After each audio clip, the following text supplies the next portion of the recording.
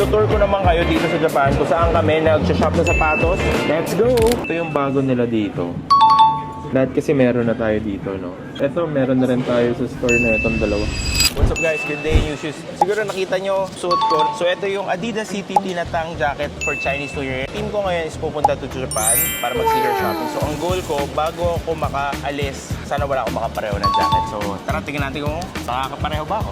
Kakalabas lang natin ngayon sa immigration at saka sa bag check, no? So far so good, wala pa tayong kapareho. So kain muna tayo tsaka magko-coffee tayo. Actually guys, ang inisip ko kanina, pag pumunta ako ng airport, baka marami akong kapareho. Pero kung iisipin mo kasi, itong tang jacket na to, hindi naman to ganun karami. So especially, kunyari, itong color na suot ko, hindi naman to lumabas locally. And then ang lumabas lang locally is around, I think, less than 100 pieces. So, ilang milyon ng Pilipino, di ba? So, hindi lahat magkakaroon talaga ng jacket na to. Good coffee. So, update lang. Nakakain na kami. Tapos wala pa rin kami nakikita na naka-CNY jacket. Mukhang hindi pa naman pala ganun ka-common yung jacket na to. So, time check lang. It's 10:31 and then ang boarding namin is around 11:50. Tandaan nyo so 5 colors to. Wala pa akong nakita kahit isa. Ako pa lang nakaganito. Nakakita na kami na naka-CNY jacket dito sa airplane pa. Andun lang pala siya.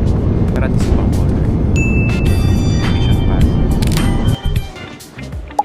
Dito na tayo sa Japan. So ngayon, ang gagawin naman natin, let's go sneaker shopping. Ang gawin natin, itutour ko naman kayo dito sa Japan kung saan kami nag-shop ng sapatos. Let's go!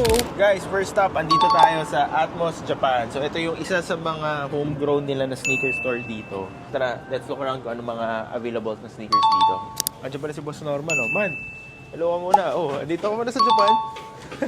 Gusto ko ipakita sa inyo para ma-appreciate nyo rin yan pag dumaan kayo sa sneaker store ng Seoul Avenue. Kasi almost same din yung meron tayo sa store.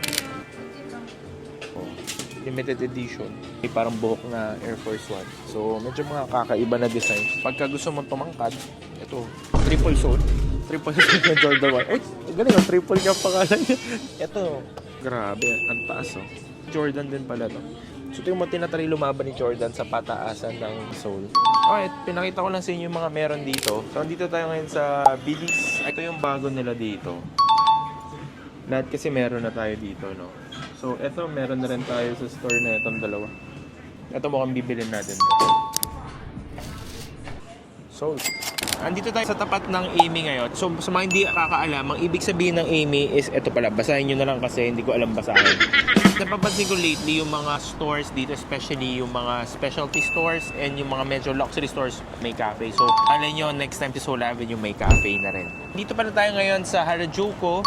So, pupunta tayo sa Harajuku Sneaker Street. Tara, tutur ko kayo doon. Ang Harajuku na Sneaker Street is yung pinaka-main talaga na location if you wanna shop for sneakers, no? Andito rin yung mga ibang brands na meron tayo sa store. So, kunyari, ito, Fucking Rabbits. Isa sa mga favorite na brand ko yan. Tara, ikot tayo. Your body move the Molly grooving to this mad funk. Your body move the Molly grooving to this mad funk. Your body move the Molly grooving to this mad funk. Your body move the Molly grooving to this mad funk. Your body move the Molly grooving to this mad funk. Your body move the Molly grooving to this. Pantatakbo ko siguro to. Okay. So, inabutan natin ngayon yung Bronson and New Balance na 1890 na collaboration. No? So, dalawang colors to. Ito yung Cyborg Tears na tinatawag. Ito kasi yung Action Bronson, ito yung baklava. So, meron din tayo sa store niyan yung mga ibang New Balance. So, ito medyo niche market. Ito yung mga talagang mahilig sa mga very special, very limited na New Balance. Ito yung Hornet Dust na tinatawag. Personal sneaker. So, napag-isipan ko na, kukunin ko pareho, tapos di-display ko na lang sa store. Tapos pag hindi nabenta, edi akin na lang. Ganun naman parati yun eh. So, nabili na natin yung Action Bronson. Ikat pa tayo dito sa Harajuku. Tingnan natin kung may mabibili pa tayo. Big collection. Parang kamukha nung Golden Goose na Daddy Star ko eh. Meron din tayong mga babes sa store. So, almost the same yung mga meron din tayo. Tapos na tayo for a whole day of sneaker shopping. Dami ko na napunta ang mga stores. Siguro nakita nyo naman. Final stop is Yakiniku as a food vlog. Thank you for watching guys. Till next time.